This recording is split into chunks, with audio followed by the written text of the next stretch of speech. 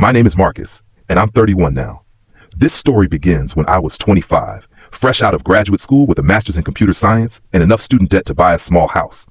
Back then, I was what my family politely called the dreamer, always talking about starting my own tech company while working as a junior software developer at a mid-tier firm in Austin, Texas. My older sister Emma was everything I wasn't in my family's eyes. She was 28, a successful corporate lawyer at a prestigious firm, driving a BMW and living in a penthouse downtown. She had what my parents called real success, the kind you could show off at country club dinners and family reunions. I was still splitting rent on a cramped apartment with 2 roommates and driving a Honda Civic that made concerning noises when I turned left. Dad was particularly vocal about his disappointment. Every Sunday dinner at their sprawling house in the suburbs became an exercise in subtle humiliation. "Marcus, when are you going to get serious about your career?" he'd ask between bites of Mom's pot roast. "Emma's already made partner track at her firm. She's building something real." Mom would nod along, adding helpful suggestions like, "Maybe you should consider law school too," or "It's not too late to follow Emma's path." The thing about growing up in someone's shadow is that you start to believe you belong there. I'd accepted my role as the family underachiever, the one whose accomplishments were always prefaced with, "That's nice, but," until I met Jessica. Jessica was a marketing coordinator at a startup downtown, brilliant and ambitious, but also kind enough to see potential in my rambling pitches about app ideas over coffee dates. She didn't care that I couldn't afford fancy restaurants or weekend trips to Napa. She believed in my vision when even I wasn't sure it made sense. We'd been dating for 8 months when I proposed with a ring I'd saved for 6 months to buy. She said yes in the most beautiful way, crying happy tears in the middle of a crowded park, not caring who was watching. My family's reaction to our engagement was measured.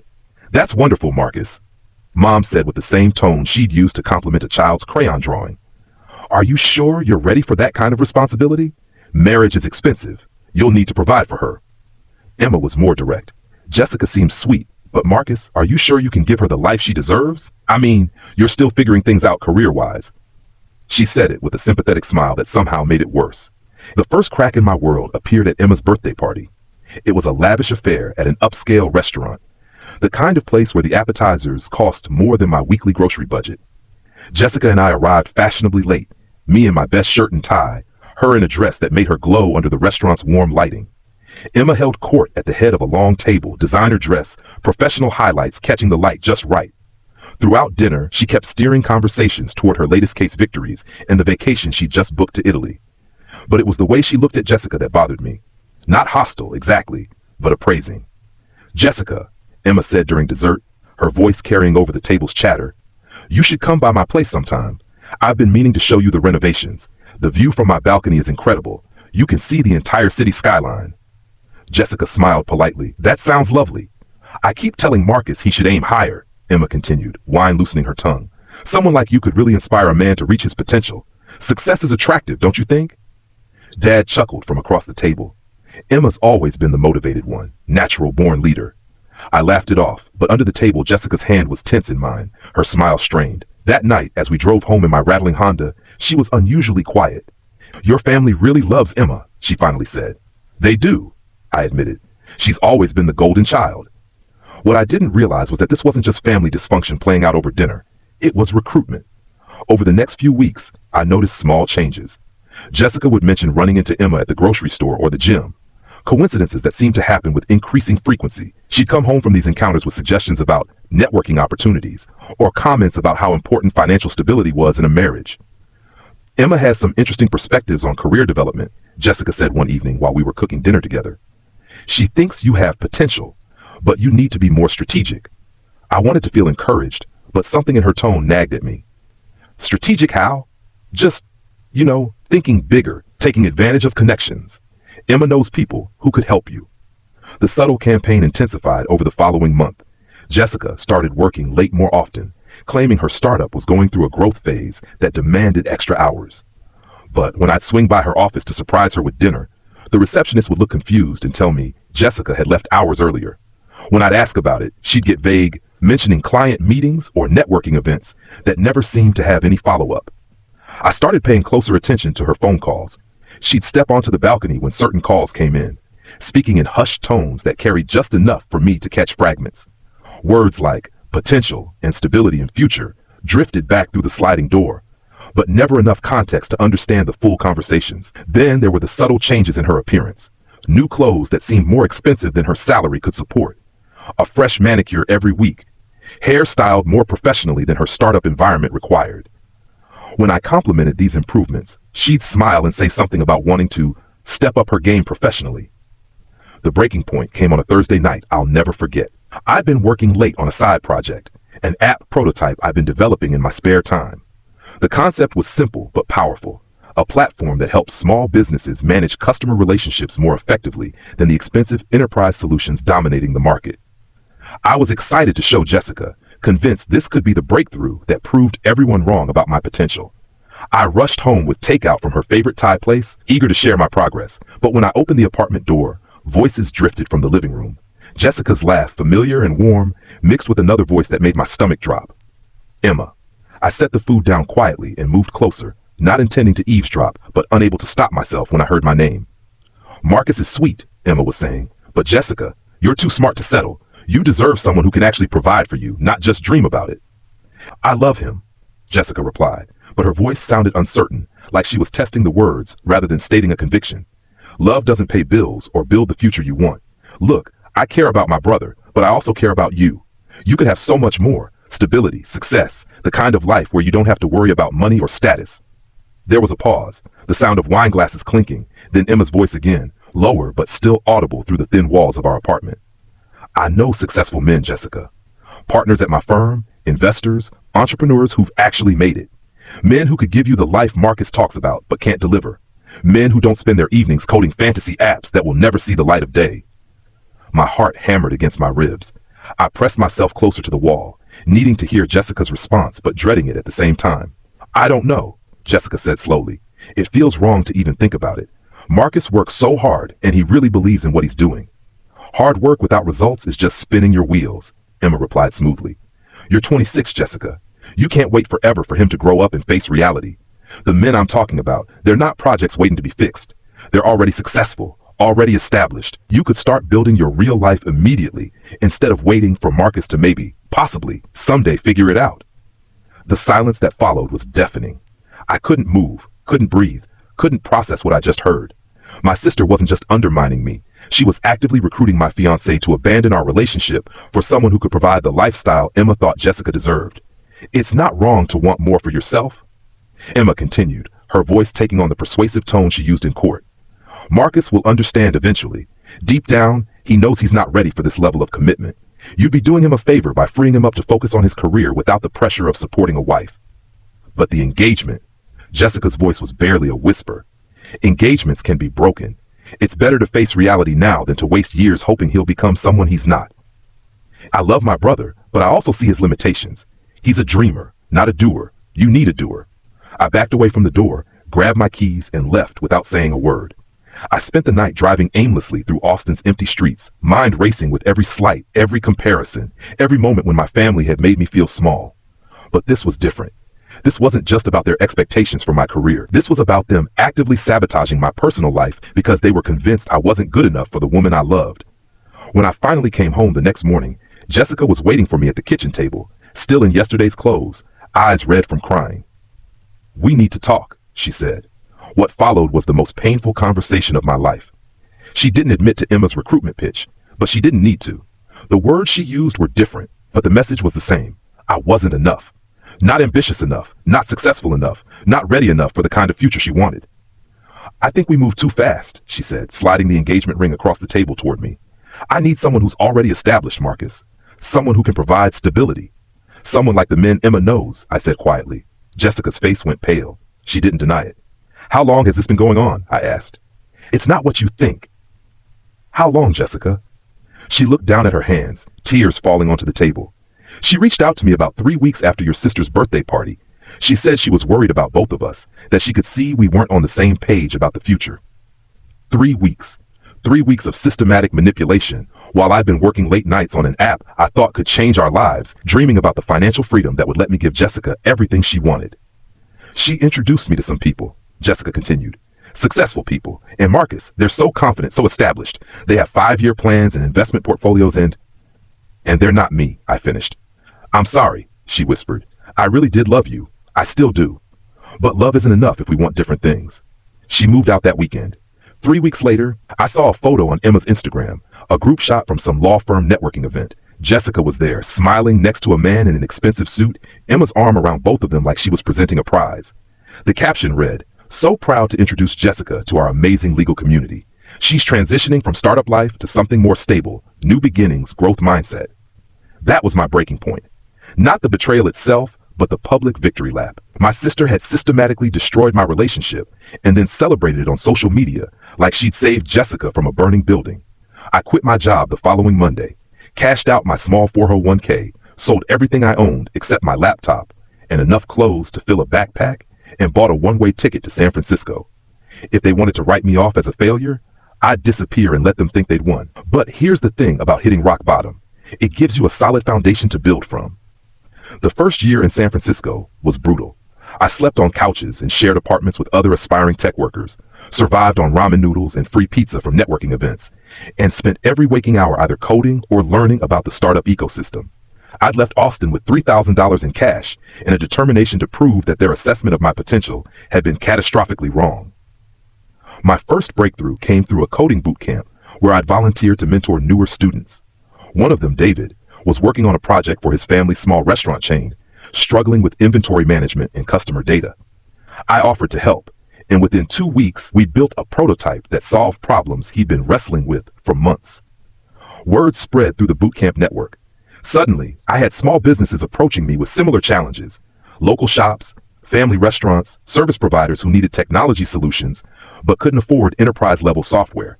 I started taking on freelance projects, building custom applications for clients who had been ignored by bigger development firms. The work was unglamorous and the pay was modest, but it taught me something crucial. There was a massive market of small businesses who needed sophisticated technology, but had been priced out by companies focused on Fortune 500 clients. I started seeing patterns in their requests, common problems that could be solved with a standardized platform rather than custom builds. That's when I returned to my original app prototype, the customer relationship management system I'd been working on the night my world collapsed. But now I had real-world experience with actual business problems, and I rebuilt it from the ground up with features I'd learned were essential through months of freelance work. By the end of year one, I had a working product and a handful of paying customers who'd migrated from my custom solutions to the new platform. The revenue was small, but it was real. More importantly, the customer feedback was overwhelmingly positive. They weren't just using my software, they were expanding their businesses because of it. Year two was about scaling. I moved out of shared housing into a studio apartment in Oakland, hired my first employee, a designer who'd been laid off from a larger tech company and was willing to work for equity, plus a modest salary. We spent 18-hour days refining the user experience, adding features based on customer requests, and slowly building a reputation in the small business community. The breakthrough came when a local business journal wrote a profile about innovative tech solutions for small enterprises. My platform was featured prominently, with testimonials from customers who doubled their revenue after implementing our system. The article caught the attention of a venture capital firm that specialized in B2B software for underserved markets. The initial funding round was modest by Silicon Valley standards, $250,000, but it felt like winning the lottery. More than the money, it was validation that professional investors believed in the vision I'd been carrying since Austin. For the first time since Jessica had handed back my engagement ring, I felt like I was building something that mattered. With funding came the ability to hire a real team. I brought on 2 more developers, a marketing specialist, and a customer success manager. We moved into actual office space in Soma, complete with a conference room and a coffee machine that didn't require exact change. Small victories, but they felt enormous to someone who'd been coding on borrowed laptops in cramped apartments. By the end of year 2, we had over 200 paying customers and were generating $50,000 in monthly recurring revenue. The growth trajectory caught the attention of larger investors, and we raised a Series A round that brought in $2 million to accelerate expansion. That's when I started getting LinkedIn messages from people back home, old colleagues wanting to catch up, former classmates suddenly interested in reconnecting, family friends who previously treated me like Emma's underachieving little brother. Most telling were the friend requests from startup founders in Austin who'd heard about my success and wanted to discuss potential partnerships. I ignored them all. I wasn't ready to resurface in their world, not yet. I had bigger plans. Year 3 was about establishing dominance in our market segment. We expanded beyond basic CRM functionality to include inventory management, financial tracking, and marketing automation. Our customer base grew to over 1,000 businesses, and we were processing millions of dollars in transactions through our platform every month. The validation came when TechCrunch wrote a feature article about the unsexy startups quietly dominating niche markets. My company was the lead example, with quotes from customers who described our software as life-changing for their businesses. The article included a photo of me in our San Francisco office, looking confident and successful in a way that would have been unimaginable to the broken man who'd fled Austin 3 years earlier. But the real transformation wasn't just professional. I'd started dating again, cautiously at first, then with growing confidence as I learned to trust my judgment about people's motivations. I met Sarah at a tech networking event. She was a product manager at an established fintech company, brilliant and ambitious, but also genuinely kind. She'd built her own career without family connections or dramatic backstories, and she liked that I'd done the same.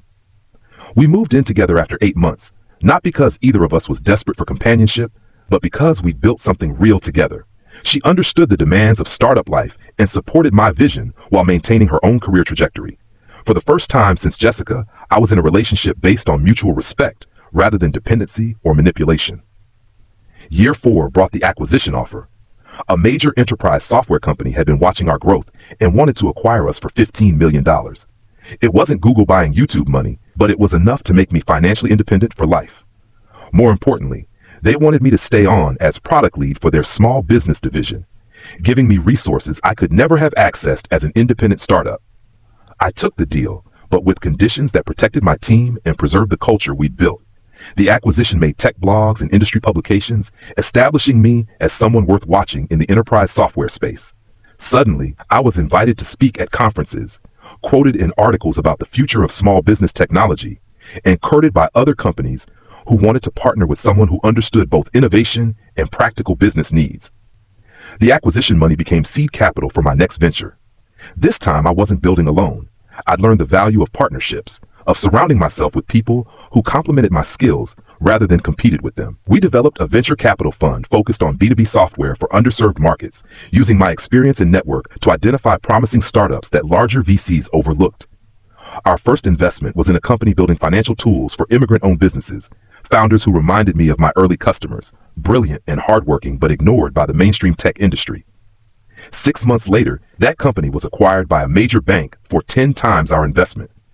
Word spread quickly through Silicon Valley that we had an eye for opportunities others missed. By year 5, I wasn't just successful, I was influential. My fund had invested in 12 companies, 8 of which had achieved significant exits or were on track for major growth. I was invited to speak at conferences about identifying undervalued market segments, quoted in industry publications about the future of B2B software, and courted by executives who wanted to partner with someone who understood both innovation and business development. That's when I decided it was time to go home. Not to reconcile, but to show them exactly who I'd become without their approval. The opportunity came when Austin's tech community announced plans for a major startup accelerator funded by local investors and designed to keep talent from fleeing to Silicon Valley like I had.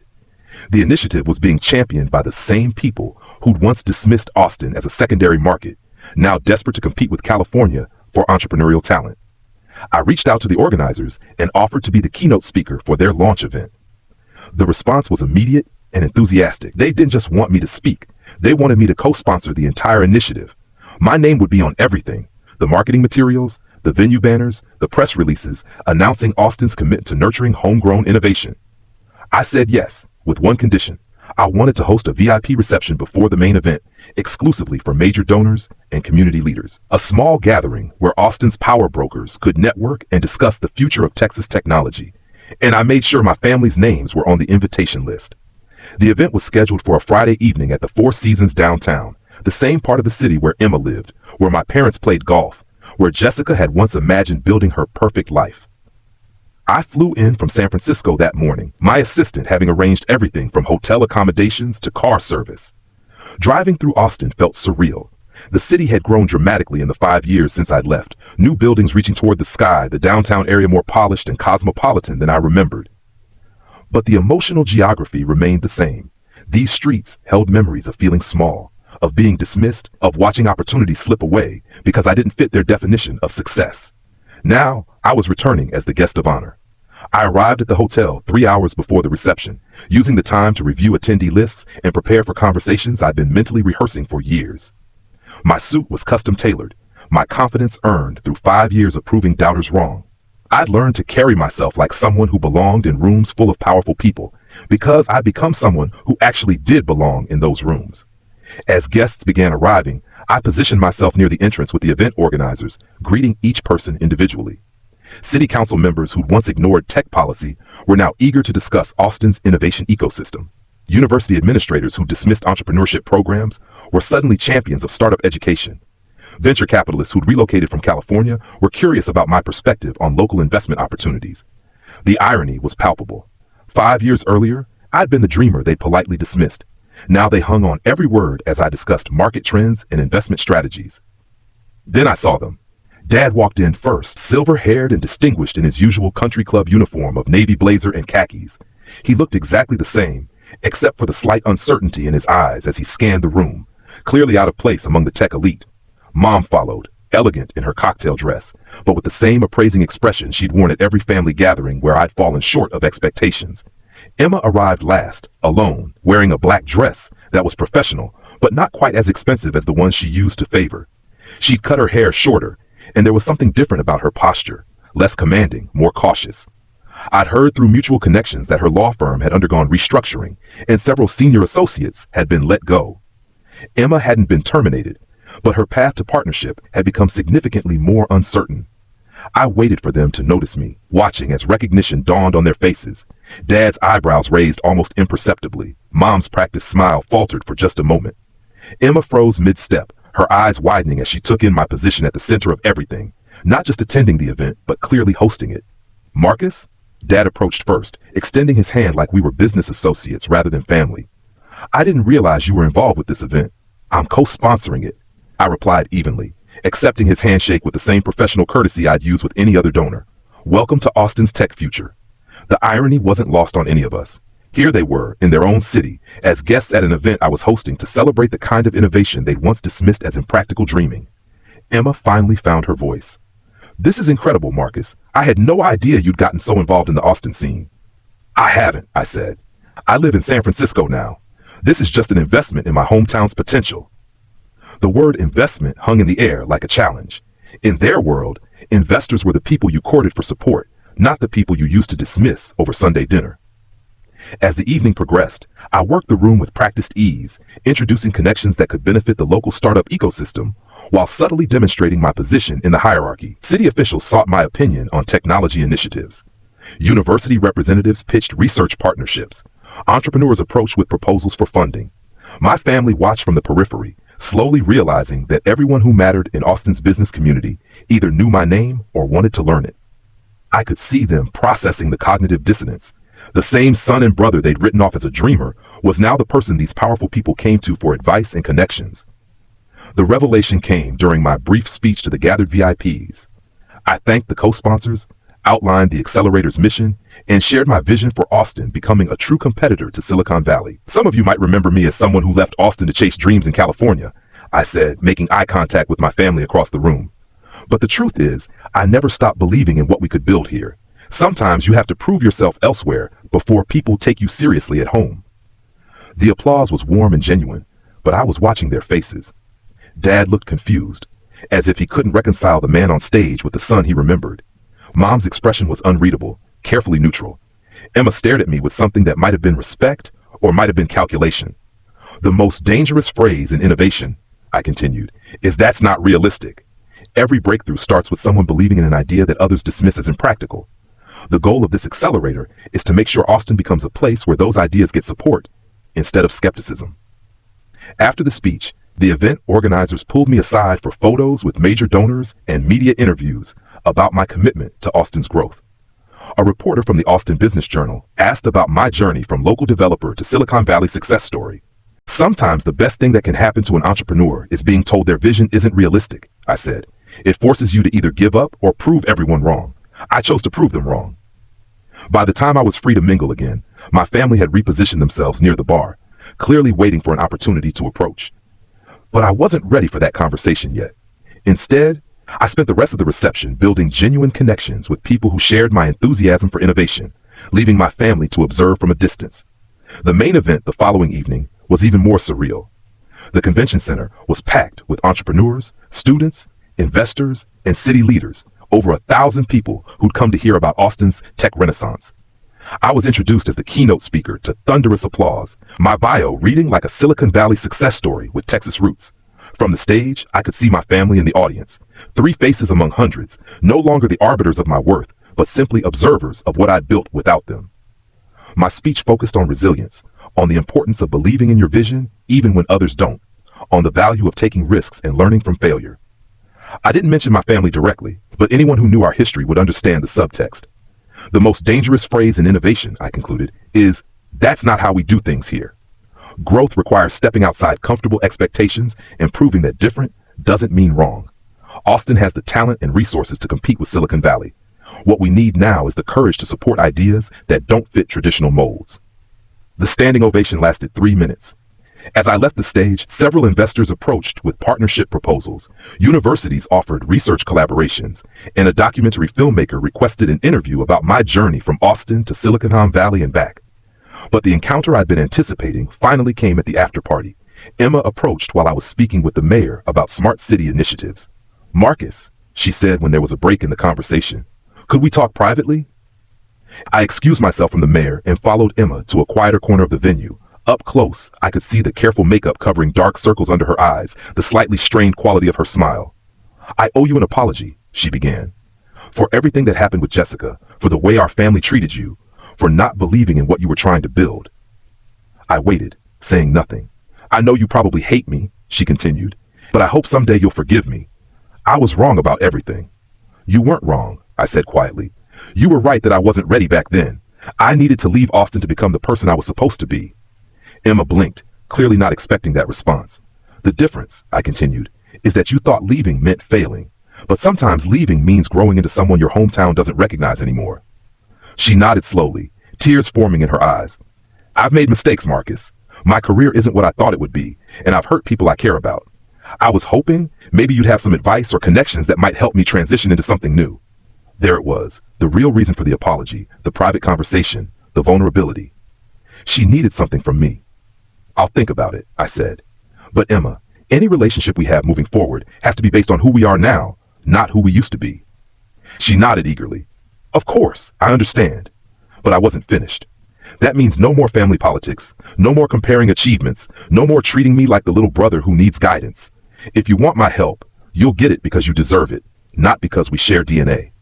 "I understand," she repeated, but I could see the discomfort in her eyes. She wasn't used to being the one asking for help.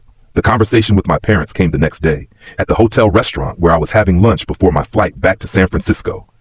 They'd clearly coordinated their appearance, arriving together with the nervous energy of people about to have a difficult conversation. "Marcus," Dad said as they approached my table, "mind if we sit?" I gestured to the empty chairs, curious to see how this would play out. "We've been thinking about what you said in your speech," Mom began carefully, "about growth and taking risks. We're proud of what you've accomplished," Dad added. "We realize we may not have been as supportive as we should have been when you were starting out." I sipped my coffee, letting them fill the silence. "We'd like to try again," Mom said, "to be the family you deserve." "I appreciate that," I said finally. "But I need you to understand something. I didn't build this life to prove you wrong. I built it because I had to become the person I was meant to be." Dad nodded. "We see that now." "Do you?" I asked. "Because for 5 years, you've had my contact information. You could have reached out at any time to rebuild our relationship, but you only called after my success became too public to ignore." They exchanged glances, the truth settling uncomfortably between us. "I'm not angry anymore," I continued, "but I'm also not the same person who used to need your approval. If we're going to have a relationship, it has to be based on mutual respect, not family obligation." "We understand," Mom said quickly. "We want to try." "Then prove it," I said. "Not with words, but with actions. Show me that you see me as I am now, not as who you think I should be." I left Austin that afternoon with their promises ringing in my ears, but I wasn't holding my breath for transformation. Real change takes time, and people rarely abandon patterns that have served them for decades. But I'd accomplished what I came for. I'd shown them exactly who I'd become without their guidance, their approval, or their support. I demonstrated that their version of success was just one path among many, and that sometimes the people they dismiss are the ones who end up changing the game entirely. The flight back to San Francisco gave me time to reflect on the weekend's events. I felt a sense of completion, like I closed a chapter that had been left hanging for years. Not with anger or revenge, but with the quiet satisfaction of someone who'd proven a point without needing to argue it. My phone buzzed with a text from Jessica. Saw the event coverage online. Congratulations on everything you've achieved.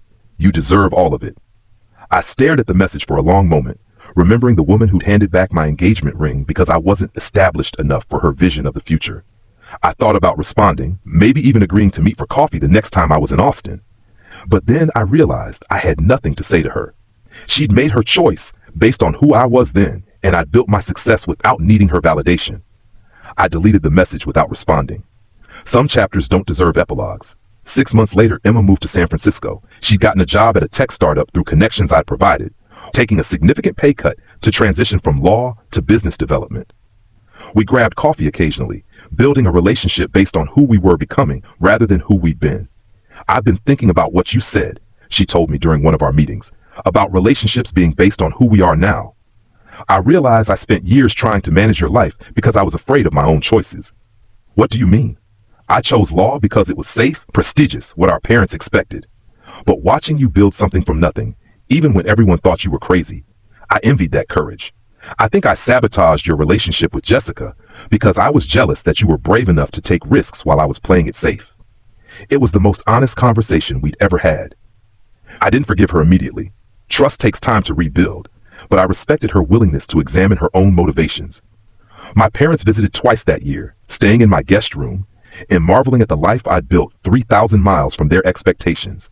They were trying, genuinely trying, to see me as an adult rather than the underachieving son they remembered. Dad even asked thoughtful questions about my investment strategy, treating me like someone whose opinion mattered. I still don't understand half of what you do, he admitted during one visit, but I can see that you've built something important. I'm sorry it took me so long to recognize that. Mom was quieter in her observations, but she made an effort to ask about my work without comparing it to Emma's career. Small gestures, but they meant something coming from someone who'd spent decades viewing everything through the lens of conventional achievement. And me? I kept building. New companies, new investments, new ways to turn ideas into reality. The venture capital fund grew to manage over $50 million in assets, and our portfolio companies were generating hundreds of millions in revenue. I was invited to speak at major conferences, quoted in national publications, and courted by executives who wanted to partner with someone who understood both innovation and business development. But the real validation came from the entrepreneurs I supported. Young founders who reminded me of myself 5 years earlier, brilliant, determined, but dismissed by traditional investors because their ideas didn't fit conventional patterns.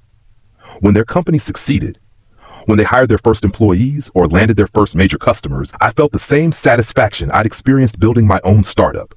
Sarah and I got married in a small ceremony overlooking the San Francisco Bay, surrounded by the community we'd built, rather than the families who'd shaped us.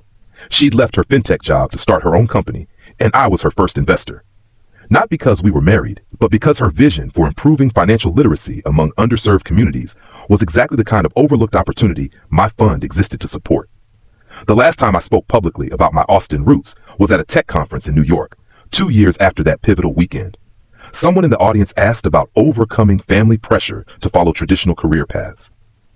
The people who doubt you aren't always strangers, I said.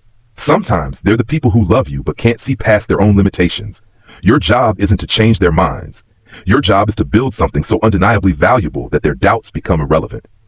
The audience applauded, but I was thinking about that Sunday dinner table where I'd once felt so small, so inadequate, so certain that their version of success was the only one that mattered.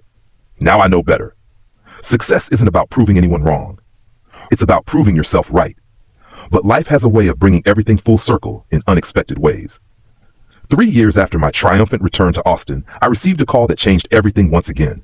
It was Emma, but her voice carried a weight I'd never heard before. "Marcus," she said, skipping any pleasantries. "Dad's in the hospital. Heart attack. It's serious." The flight from San Francisco to Austin felt both endless and too short. I spent those 3 hours staring out the window, processing emotions I thought I'd resolved years earlier. Despite everything that had happened between us, he was still my father. The man who taught me to ride a bike, who'd come to my college graduation, even if he'd been disappointed in my career choices afterward. When I arrived at the hospital, the family dynamics I'd left behind came rushing back. Mom sat in the waiting room, looking older and more fragile than I'd remembered. Emma paced nearby, her lawyer instincts manifesting as she peppered the medical staff with questions about procedures and prognoses. Dad survived the surgery, but the recovery was slow and uncertain. During those long days in the hospital, something shifted in our family dynamic. Maybe it was the reminder of mortality, or maybe we'd all finally grown enough to see past our old patterns. I keep thinking about all the time we wasted, Mom said during one of my visits. We were sitting in Dad's room while he slept, machines beeping softly around us. All those years when I was so focused on what I thought you should be that I missed seeing who you actually were. We all made mistakes, I said. No, she replied firmly. You were trying to build something meaningful, and we treated it like a phase you'd grow out of. You were braver than any of us, and we punished you for it. Dad's recovery took months, during which I found myself traveling back to Austin more frequently than I had in years. Not out of obligation, but because I realized I wanted to be there. The man lying in that hospital bed wasn't the disapproving father who dismissed my dreams. He was just a person who'd made mistakes and was facing his own mortality. During one of those visits, as Dad was finally strong enough to have real conversations, he asked me to tell him about my companies. Not in the polite, surface-level way he'd done during his San Francisco visits, but with genuine curiosity about how I built something from nothing. I never understood what you were trying to do, he admitted. Business to me meant law firms and banks and things you could see and touch. The idea that you could create value out of code and ideas, it was too abstract for me to grasp. It was abstract for me too, at first, I said. That's why I had to leave. I needed to be around people who understood that abstract ideas could become real businesses. I'm proud of you, he said simply, not just for succeeding, but for having the courage to try when none of us believed it would work. Those words meant more to me than any acquisition or investment return ever could. But the real revelation came during a family dinner 6 months later, the first one we'd shared in over 6 years. Dad was recovered enough to be home, and we'd gathered to celebrate his return to health. The conversation was different than it had ever been. Less performative, more genuine. I've been thinking about Jessica, Emma said suddenly, apropos of nothing. We'd never discussed her directly since that night I'd overheard their conversation. Emma, Mom warned. No, I need to say this, Emma continued. Marcus, I was wrong. Not just about your career, but about Jessica. I thought I was helping her see reality, but I was really just projecting my own fears about taking risks. I set down my fork, surprised by her directness. I convinced myself that you weren't ready for marriage because I wasn't ready to believe that someone could build a successful life outside traditional paths. I sabotaged your relationship because your willingness to chase dreams made me question every safe choice I'd ever made. The silence around the table was heavy, but not uncomfortable. It felt like a wound that had finally been cleaned and could begin to heal. What happened to her? I asked. She married David Morrison, the corporate lawyer I introduced her to. They have a house in Westlake, 2 kids, all the stability she thought she wanted. Emma paused. She's miserable. David works 80-hour weeks. They rarely see each other, and she spends her days managing a household instead of using her brain. She asks about you sometimes. What do you tell her? The truth, that you built the kind of life she thought was impossible with someone who actually appreciates what you've accomplished. I thought about Jessica occasionally, but hearing about her life didn't bring the satisfaction I might have expected years earlier. Instead, I felt something like pity. She'd chosen security over potential and ended up with neither. But the conversation also highlighted how much had changed in our family. Emma wasn't trying to manage my reaction or protect anyone's feelings. She was just stating facts and accepting responsibility for her role in past events. That dinner marked a turning point in our relationships. Not a complete transformation. Family patterns run deep and change slowly, but a genuine shift toward treating each other as adults capable of making our own choices and living with the consequences. Emma did eventually transition into tech, building a successful career in legal operations for startups. She never achieved the wealth or recognition I had, but she found work that challenged her and aligned with her values. She stopped comparing her path to mine and started focusing on building something meaningful for herself. My parents learned to ask about my work without trying to offer advice or make suggestions. They attended one of my conference presentations when it was live streamed, and Mom called afterward to say she finally understood what I did for a living. You help people turn ideas into businesses, she said. It's like being a translator between dreams and reality. That might have been the most insightful thing anyone in my family had ever said about my career. As for me, I continued building and investing, but I also started giving back in ways that connected to my own journey. I established a scholarship fund at UT for first-generation college students interested in entrepreneurship. I mentored young founders who'd been dismissed by traditional investors. I spoke at high schools about the value of taking risks and pursuing unconventional paths. But the most meaningful project came 5 years after Dad's heart attack, when Austin City Council approached me about leading a task force on economic development. They wanted to create programs that would help local entrepreneurs build businesses without having to leave for Silicon Valley. I said yes, but with conditions. The programs had to focus on founders from underrepresented backgrounds, and they had to provide real resources, funding, mentorship, and connections, rather than just inspirational speeches. Working on that initiative brought me back to Austin regularly, and I started to see the city differently.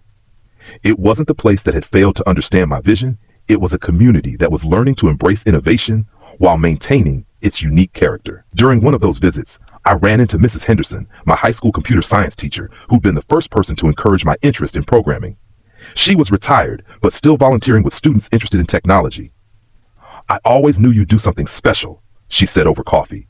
"You had that combination of technical skills and stubborn optimism that makes for good entrepreneurs. Did you really know? Or are you just being nice?" She laughed. "I knew you had potential, but honestly, I thought your family might talk you out of it. They seemed more concerned with conventional success than creative achievement." "They tried," I admitted. "But sometimes the best gift someone can give you is underestimating you. It removes the pressure to meet their expectations and frees you to exceed them." That conversation stuck with me because it crystallized something I'd been thinking about for years. My family's lack of faith in my vision hadn't been the obstacle I thought it was. It had been the catalyst that forced me to develop self-reliance and resilience. If they'd been supportive from the beginning, I might never have left Austin. I might never have learned to build businesses in hostile environments or to trust my own judgment over popular opinion. Their skepticism had inadvertently given me the greatest gift possible, the necessity of proving myself on my own terms. The final piece of closure came during the 10-year anniversary celebration of the Austin Tech Accelerator I'd co-sponsored. The event had grown into one of the premier startup conferences in the South, attracting entrepreneurs and investors from across the country. I was invited to give the keynote address, not as the prodigal son returning home, but as someone who'd helped shape Austin's emergence as a legitimate tech hub. The audience included many of the founders I'd mentored, several of whom had built successful companies that were now mentoring the next generation. 10 years ago, I began, Austin was known for music and barbecue, not technology. Today, we're home to some of the most innovative companies in the world. That transformation didn't happen because we tried to become Silicon Valley. It happened because we embraced what made Austin unique while building infrastructure for innovation. I talked about the importance of supporting unconventional ideas, of creating environments where people could take risks without being penalized for failure, of building communities that celebrated creativity over conformity. The best entrepreneurs aren't the ones who follow established paths, I concluded. They're the ones who create new paths for others to follow. Austin's job is to make sure those pathfinders have the resources and support they need to turn their visions into reality. The standing ovation felt different than the one I'd received 5 years earlier. This wasn't about personal vindication. It was about collective achievement. Austin had become the kind of place where a young developer with big dreams could build something meaningful without having to prove themselves somewhere else first. After the speech, I was approached by a young woman who introduced herself as a computer science student at UT. She'd built a prototype for an app that helped small businesses manage supply chains more efficiently, and she wanted advice on turning it into a real company. As she described her vision, I saw myself 10 years earlier, passionate, naive, convinced that good ideas would naturally find support. I also saw the difference that infrastructure makes. She had access to accelerator programs, mentorship networks, and funding sources that hadn't existed when I was starting out. "What's your biggest concern?" I asked. "That people will think it's not realistic," she said. "My professors love the technical aspects, but they keep asking about market validation and business models and all these things I'm still figuring out." I smiled, remembering similar conversations from my own journey. "Here's what I've learned," I said. "The people who tell you something isn't realistic usually haven't tried to build it themselves. They're evaluating your idea based on their own limitations, not your potential. Your job isn't to convince skeptics. It's to find the people who see what you see and help you make it real." She nodded eagerly, clearly hungry for that kind of validation. "But also," I continued, "don't dismiss the skeptics entirely. Sometimes they're pointing out real problems that you need to solve. The key is learning to distinguish between useful criticism and protective pessimism." I gave her my card and invited her to apply to my fund's accelerator program. Whether she succeeded or failed, she deserved the chance to try without having to leave her hometown to find support. That evening, I had dinner with my family, a tradition that had developed during my regular visits to Austin. The conversation was easy and natural, covering everything from Dad's golf game to Emma's latest cases to Mom's volunteer work with literacy programs. "I've been thinking about something," Dad said as we finished dessert. About that night you left Austin. I always assumed you were running away from us, from responsibility, from reality. But you were actually running toward something, weren't you? I was running toward the possibility of becoming who I was supposed to be. I said, I couldn't do that here, not then. Too much history, too many expectations. Do you think you could do it now? Mom asked. Build a company here, I mean. I considered the question seriously. Maybe. Austin's different now. There's infrastructure for innovation that didn't exist 10 years ago. But honestly, I don't need to prove that anymore. I've built what I wanted to build. So what's next? Emma asked. More of the same, but with more intention. I want to use what I've learned to help other people avoid some of the obstacles I faced. Not by making their journeys easier, but by making sure they have real opportunities to succeed. That sounds like a good legacy, Dad said. Legacy. I'd never thought about my work in those terms, but it felt right. Not the kind of legacy that gets your name on buildings, but the kind that creates possibilities for people who come after you. As I drove back to my hotel that night, I realized that my relationship with Austin had come full circle. I'd left as someone who didn't fit their expectations and returned as someone who'd helped expand their definition of what was possible. The city that had once felt too small for my ambitions had become a place where other dreamers could build their visions without having to prove themselves elsewhere first. That transformation wasn't just about me, but I'd played a role in making it happen. My phone buzzed with a text from Sarah, who was back in San Francisco managing our latest fundraise. How did the speech go? Better than expected, I replied. I think I'm finally ready to come home. To Austin? No, I typed back. To wherever you are. Because that's what I'd learned over 10 years of building businesses and rebuilding relationships. Home isn't a place that validates you. Home is wherever you can be yourself completely, surrounded by people who see your potential, even when you're still figuring out how to achieve it. Austin had given me my start, but it had also given me the motivation to become someone who could start over anywhere. Silicon Valley had given me resources and opportunities, but it had also taught me that success without meaningful relationships feels hollow. My family had given me both the wounds and the resilience to heal them. They had taught me that approval can't be demanded or earned through achievement. It has to be freely given by people who choose to see you clearly. And Jessica, she'd given me the gift of rejection at exactly the moment when I needed to learn that other people's assessment of my potential wasn't the same as my actual potential. Every disappointment had been a redirection towards something better. Every door that closed had forced me to build my own entrance. Every person who said that's not realistic had strengthened my determination to prove that realistic is just another word for limited imagination. The best revenge, I discovered, isn't proving your doubters wrong. It's becoming so successful that their opinions become irrelevant. And the best success isn't achieving everything you thought you wanted. It's building a life so fulfilling that you're grateful for every obstacle that forced you to grow into someone capable of creating it. 10 years after leaving Austin in defeat, I'd returned not as the prodigal son seeking forgiveness, but as someone who'd helped transform his hometown into the kind of place where the next generation of dreamers could thrive. And that, more than any acquisition or investment return, felt like the kind of success worth building.